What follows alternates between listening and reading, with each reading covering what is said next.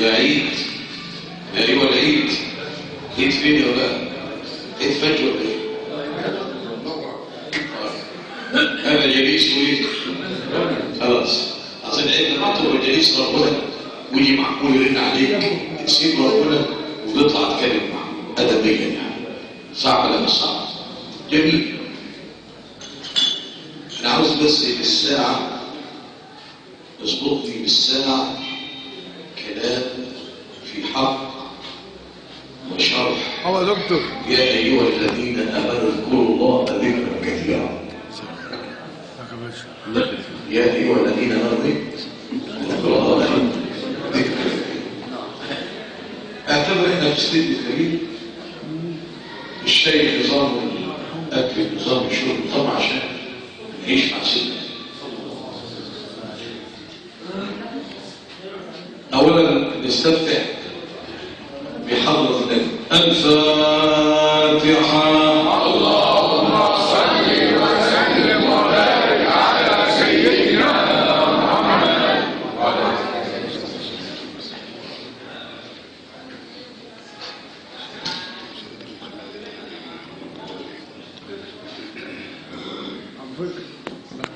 الحمد لله الذي برؤيته تندهش العقول والأذهان. سبحانه وتعالى. الحمد لله الذي شق السماء فصارت وردة كالدهان وعرف العارفين حقارة الدنيا فكل شيء عليه آن. الحمد لله الذي جعل مرج البحرين يلتقيان بينهما برزخ لا يبغيان يخرج منهما اللؤلؤ والمرجان فبأي آلاء ربكما تكذبان. عليك يا دكتور.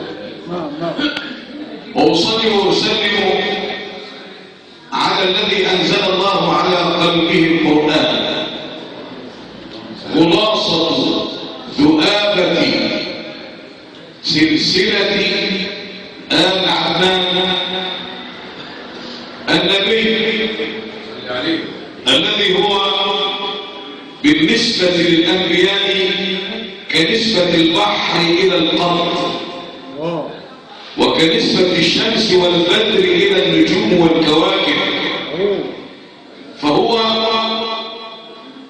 رأس كتيبتهم وجوهرة قلادتهم وأنوار انبجاس ولادتهم وسيد أسياد سادتهم فصلوا عليه. اللهم صل وسلم وبارك على سيدنا محمد. يقول لنا لسان المدح فيه وقول الحق يعذب للسميع فوجهي والزمان وشهر وضعي ربيع في ربيع في ربيعي. فهو اللهم صل عليه وعلى من صلى عليه عدد من صلى عليه وعدد من لم يصلي عليه. الذكر في القرآن له 7 معاني. له ايه؟ 7 معاني.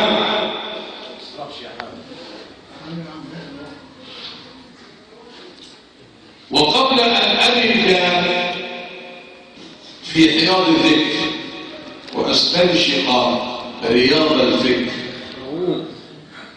فإن الله أنزل إليكم ذكرا وأشعل في أفئدتكم فكرا. من الناس من هام فيه فأصابه الوجه فهام سكرا ومن الناس من أعرض عنه فمات حتفا ولوقا.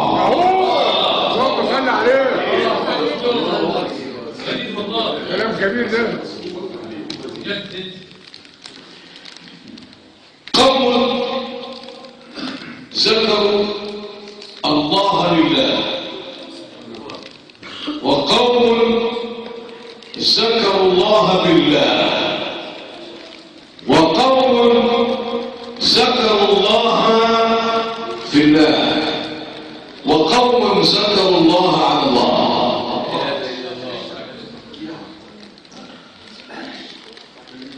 وقوم ذكروا الله من الله، فأما من ذكر الله من الله فهو عبد غافل أحاطت به شؤون الغوافل، ولما أضاءت عليه أنوار الدجى كان من ضمن ممن قد نهج وبذكر الله قد نهج لما انتعش فؤاده فذكر الله سبحانه وتعالى ابتداء من الله. ففي الحقيقة لو قلت أن العبد ذاكر فإن العبد لم يذكر إلا بعدما ذكره الله، فلو فني العبد في الحقيقة الذاكر هو الله. اللهم صل وسلم وبارك على سيدنا محمد وعلى اله وصحبه وسلم. افتح عليك يا دكتور، افتح عليك. من الله، يبقى البداية دي من الله، من الله. طب إلى الله يمشي يمشي يمشي بالطريق، يمشي يمشي يمشي بالطريق، كل المسافة من البداية ما أفاق من سكر الدنيا إلا بعدما وصل إلى الله فوجد الله عنده فوفاه حسابه، فعندئذ أطلق الله عليه وفتح عليه بابه. اللهم صل وسلم وبارك على سيدنا محمد. يبقى من في البداية وإلى في النهاية. طب في يبقى مسافة بينية، فهو كان عبدا عاصيا، عبدا كان عاصيا، ذات يوم في ليلة توعد 4 من اللصوص على سرقة البيت بتاع فضيلة الشيخ صلاح عويكة ورا الساعة 2 بالليل، والشيخ في خلوته ترك الخلوة وذهب إلى حقل الذرة وأمسك باللصوص. طبعا انت لو هتمسك حرامي عملك هتعمل فيه اقل شيء هتكافئه وهتعمل معاه سوء الاجرام، فعنفه بطريقه محترمه وقال روح يا فلان وانت يا فلان. وفي الصباح بعث الى كل منهم جملا محملا من ناحيه ذره والناحية الثانية رز، فانفتحت قلوبهم بين مسافة العصيان وبين مسافة القرب من الرحمن على يد ولي مد إليهم كف الإحسان، فنعيم الدنيا في عينهم هان فرماه في حب الرحيم الرحمن.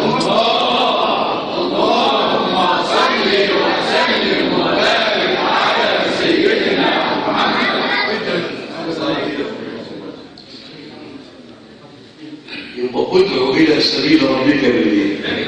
ناخد الحكمه، هتستعمل عنف هتعور واحد هتموته مش هيسيب طاره معاك، مش كده؟ لكن الشاعر قال ايه؟ احسن الى الناس تستعبد قلوبهم فلطالما استعبد الانسان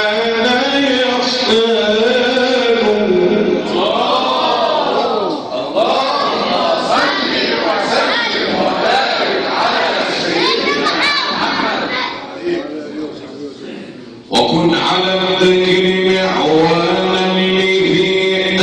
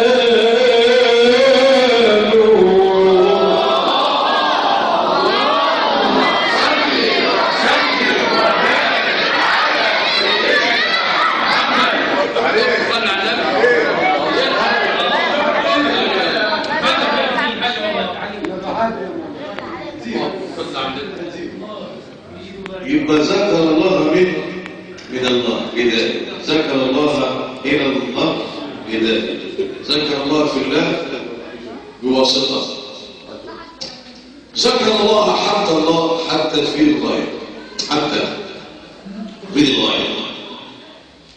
وبعدين ذكر الله مع الله، مع ايه؟ مع الله، في معية. الأمم ناداها الله في القرآن فقال يا بني إسرائيل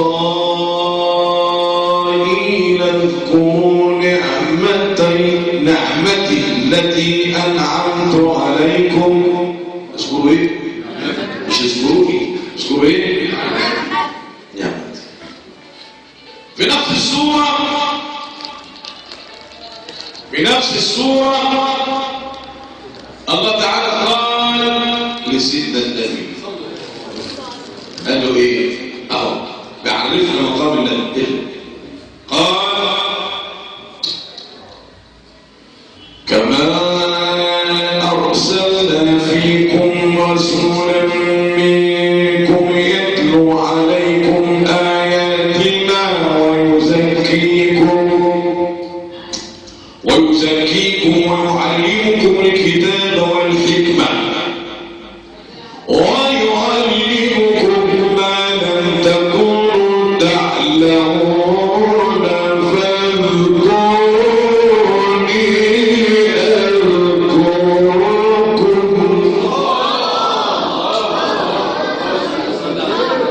فاذكروني أذكركم. يعني الشرط بتاع ربنا اذكروني يبقى مفتاح التشكيل في العبد، في الايه؟ اذكروني اذكركم. فواحد بدأ السنة، فإذا أجلس الله العبد على الذكر والقول لسيدنا الإمام الشيخ أبو سعيد الخراز الذي كان الشيخ عبد الحليم محمود العارف ربه قدس الله سره قد كتب قصة حياته وقرأه على كلية أصول الدين. الكلام ده زمان في السبعينات، علشان الشيخ عبد الحليم محمود سبق عصره، عارف إني سوف يخرج من الأمة من يجادل ومن يجاحش، ومن نزع منه نور الحق فليس لداعش وأصابته لعنة الله فصار من داعش. يطلع ناس كده لا في الفتيل ولا في القطير ولا في الكبير ولا في الصغير ولا في النقير ولا في القطمير تحرم ما لم يحرمه الله في القرآن. أتحدى شيخ مشايخ السعودية والوهابية لو جاب لي آية تقول يا أيها الذين آمنوا لا تذكروا الله، مش هقدر اجيب، معلش بقى أول مش عارف اجيب. مفيش آية تقول لا تذكروا الله قياما أو لا ترقصون أو لا تطبلون أو لا تتهيجون، والأصل في الدين الإباحة ولا حرام إلا ما حرمه الله ورسوله بنص. صح ولا مش صح؟ أما الهوى ولحاجة في نفس يعقوب ممكن نحرم على كيفنا بقى طالما الهوى بيلعب. في يوم من الأيام السلطان الفاطمي علشان واحدة جارية قام حرم حراما شرعيا قطعيا أكل الملوخية، وحرمت الملوخية على مسلم بدليل وغير دليل. الله. طب وبعدين كل من حرم زينة الله والطيبات من الرزق، يعني ايه معنى الكلام؟ يعني لا حرام إلا ايه؟ ما حرمه الله بايه؟ بنص. حرم الله بايه؟ بنص واضح. يعني الزنا حكمه ايه؟ حرام. ليه؟ ولا تقربوا الزنا. القتل ولا تقتلوا النفس. الوقت البلاء ولا تقتلوا أولادكم خشية الإملاق. مش كده؟ بقية المحرمات إنما حرم عليكم ميتة والدم ولحم الخنزير وما أهل لغير الله به. طب إلا في الاضطرار فمن اضطر غير باغ ولا عاد فلا إثم عليه إن الله غفور رحيم. في البقرة في سورة النحل إن الله غفور رحيم. طب جميل. يعني إيه؟ يعني من يصل الفتية بأن الذكر حرام فقد تعمد الكذب على سيدنا رسول الله وصدق فيه الحديث الذي يقول من تعمد الكذب علي فليتبوأ مقعده من النار. صعب ولا مش صحيح؟ جه واحد عالم زعلاني يقول لبس البدله حرام. ما تجيب يا عم نص من القران. نص من القران. في نص يقول بس الجلالين، في نص البس العمر، ولا يا بني ادم خذوا زينتكم عند كل مسجد. ووالله ما لهاش علاقه لا بالبناطيل ولا بالجلالين، لان اساس نزولها ان الرجال كانت تطوف بالبيت في الجاهليه عراه والنساء تطوف بالبيت بالليل عراه. فقال عيد البيت بيت الله واستحيوا من الله حق الحياة. فإذا طفتم لمسجد الله وبيت الله فالبسوا واستروا عوراتكم ببني آدم خذوا زينتكم عند كل مسجد. يبقى كل ما ستر العورة جائز. بنطلون جلابية جائز. طب والتحريم لا يملكن أحد هذه السلطة إلا الله ورسوله. إلا إيه؟ الله ورسوله. لا فقيه ولا أوقاف ولا حد ولا محتاج. لماذا؟ لأن الله قال في سورة النحل ولا تقولوا لما تصف ألسنتكم الكذب هذا حلال وهذا حرام.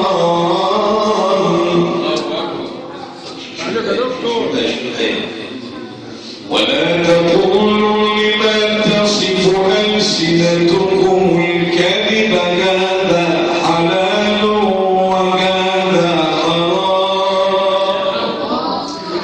وهذا حرام لتفتروا على الله الكذب. لتفتروا على الله ليه؟ يبقى لنحرم وحلل من غير آية واضحة بنص الآية تفتروا على الله على طول. مش كده؟ الرسول قال إن الله فرض فرائض فلا تضيعوها. ماشي. وحد حدودا فلا تعتدوها وسن سننا فلا تضيعوها وسكت عن أشياء من غير سبب فلا تسألوا عن أشياء إن تبدى لكم تسألوا. إيه المشروعية؟ ما معنى المشروعية؟ أن هذا الشيء هل من الشرع ما يؤيده أو ما يحرمه؟ أولا مادة الست في القرآن وردت حوالي عن 1200 مرة. كم مرة؟ معلومات جديدة علينا. كم مرة يا جماعة؟ ركز عشان الكلام ده مهم للكل. 1200 مرة. المصحف ذكر اذكروا واذكر ثلاث حاجات. اذكر ذكر ماشي ثم توج الله 10 أعمال. من حفظ القرآن من حفظ سورة الأحزاب إن المسلمين والمسلمات والمؤمنين والمؤمنات قانتين وقانتات. وبعدين الذاكرين القمة بقى في الآخر رقم 10 بعد كله والذاكرين الله كثيرا والذاكرات. اللهم صل وسلم وبارك على سيدنا محمد. أعلى مقام. شوف كده المسلمين والمسلمات. ده كلام مش هقول حد الله، مش اعتدادا، لكن تحدث المضاف. مسلمين مؤمنين مؤمنين ونفاق، وبعد كل شيء الصادقين الصادقين المشركين، الكلام ده كله بعدين الخدمه فين؟ ذاكرين الله كثيرا وايه؟ ذاكرين. طب الصلاه، الذكر اعلى من الصلاه، والدليل اقم الصلاه طرف لا وزلفا من الليل. وبعدين في ايه اخرى الله يكتب ولذكر الله اكبر والله يعلم ما تصنعون. يبقى بعد الصلاه عقب بواو العطف ولذكر الله اكبر من الصلاه. اكبر من ايه؟ من الصلاه. الآية تانية يا دكتور. اقم الصلاه طرفي النهار وزلفا من الليل ان الحسنات تذهبن السيئات ذلك ذكر للذاكرين. آية أخرى ولذكر الله أكبر. نعم. يعني ايه ولذكر الله أكبر؟ يعني أكبر عبادة بنص القرآن هي ايه؟ هي الذكر. هي الايه؟ أنا ببسط المادة العلمية عشان تركع معايا. هي الذكر بمعنى لما ربنا سبحانه وتعالى حط الذكر في المجال الأعلى، فواحد لما ايه؟ الصلاة لها ايه هي؟ قيام وركوع وسجود. للصلاة الهيئة بتاعتها. طب الصيام مش له هيئة، امتناع عن الطعام والشراب وغشيان النساء من كل واشربوا حتى يتبين لكم الخيط يعني من الفجر لغاية الفجر لغاية المغرب. طب الحج ليه هيئة بل ليه هيئات. يعني سيدنا ذلك يعني ثم أفيضوا من حيث أفضل فإذا قضيتم فإذا أفضتم. جميل. طيب إيه رأيك بقى؟ إن العبادة كلها لها هيئة إلا الذكر لم يتخيل بهيئة معينة. فالله سبحانه وتعالى قال إن لم تذكرني قائما فاذكرني قاعدا فإن لم يتيسر فاذكرني وأنت على جنبك نائم.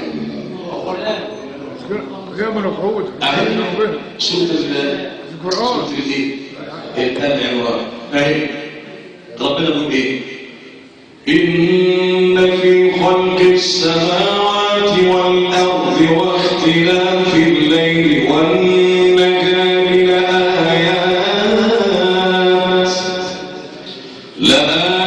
لأولي الألباب الذين يذكرون الله قياما وقعودا وعلى جنوبهم. اللهم صل وسلم وبارك على سيدنا محمد. فرد علي الواحد فقال يا فضيلة الشيخ الآية دي عشان في الصلاة، يعني انت مش قادر تصلي انت قائما، تصلي وانت ايه؟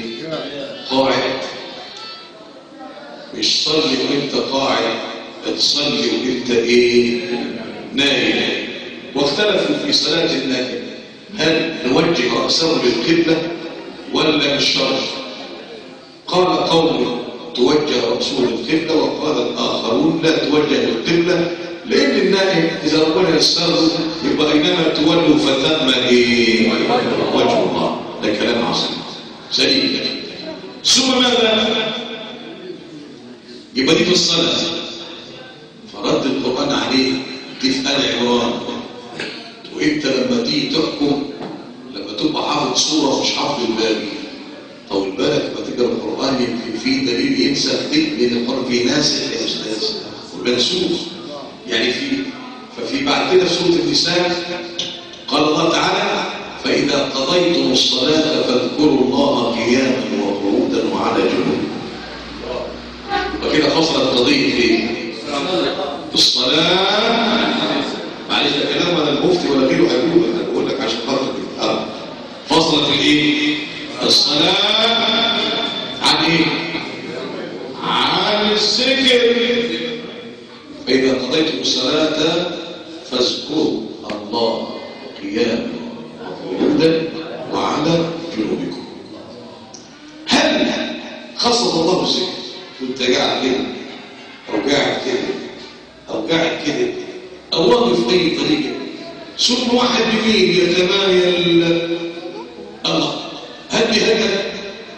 قال ابن الجوزي في صفات الإمام علي في حديث رفعه للإمام علي، قال الإمام علي: كنا عند رسول الله إذا خرج علينا نميل كأن على رؤوسنا الطير، وإذا ذكرنا الله نميل كما يميل الشجر إذا حركه الريح بذكر الله.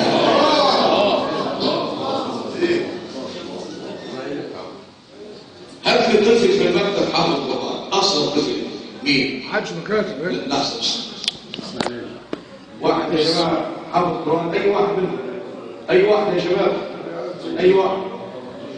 طيب لما جه يسمع القرآن هيعمل ازاي؟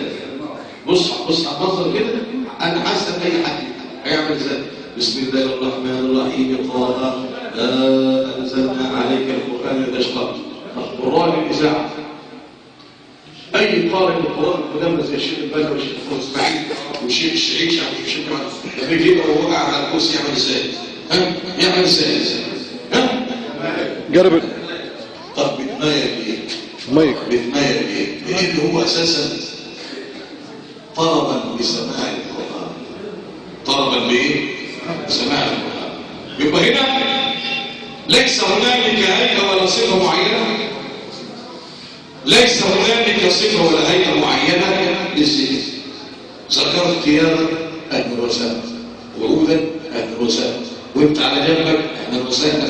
والدليل فيما رواه الإمام الترمذي فيما صح من أحاديث الرسول في نوادر الأصول أنه قال: يؤتى بعبد يوم القيامة ينشر له 99 سجلا، كل سجل منها مد البصر. ملأ السيئات، ملأ ايه؟ السيئات. ثم توزن، مفيش حسنات الا حاجه بسيطه. فماذا حدث؟ يقبض به الى النار، ثم يخاطبه رب العالمين يقول له: ما شأنك؟ هل ضربتك ملائكتي؟ يقول: لا. هل وجدت غير الذي تعمل؟ يقول: لا. فيقول الله عز وجل: ولكن لك حسنة لا نظلمكها، مش ممكن يفوت عليك، تنزل على قدر تصبع الإنسان بطاقة من تحت العرش، تقع في كفة الحسنات. ايه اللي يحصل منها؟ طاشت منها السيئات وتلاشت معها السجلات، ويؤمر به إلى الجنة.